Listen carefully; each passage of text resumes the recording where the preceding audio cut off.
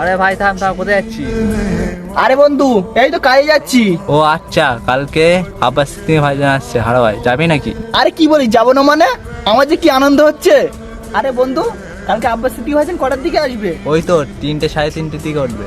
আমরা বাড়ির থেকে দূরের দিকে বেরোবো। তাহলে বন্ধু শোন, তুই আমাদের বাড়ি চলে আসিস। ও আচ্ছা ঠিক আছে, কাল দেখা হবে।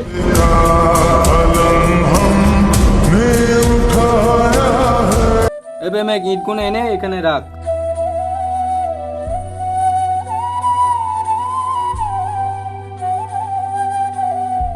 আরে ভাইরা আয় রে, কটা বাজে দেখেছিস? ভাইজান জলসা করতে উঠে গেছে।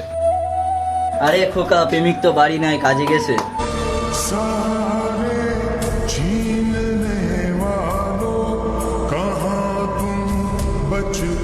আরে প্রেমিক ভাই, এখনো তুই কাজ করছিস? কটা বাজে দেখেছিস? ভাইজান কখন চলে এসেছিস, যাবি না নাকি?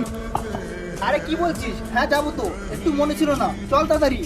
এবে মেঘ কোথায় যাচ্ছিস আমার কাজ বাদ দিয়ে? ওস্তাদ হার হয় আমাদের আব্বাস সিদ্দিকী ভাইজান আসছে, সেখানে যাবো। আচ্ছা, আব্বাস সিদ্দিক ভাইজানের কাছে না গিয়ে মন দিয়ে কাজ কর। আজকে আমি কোনো কাজ করবো না, আব্বাস সিদ্দিকী ভাইজানের ওখান থেকে ঘুরে আসি, তারপরে কাজ করবো।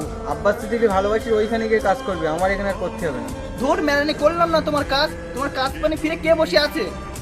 আর হ্যাঁ, আব্বাস সিদ্দিকী ভাইজানের নিয়ে খারাপ মন্তব্য করবেন না, ভালো লাগে না, দূরে সরে যা।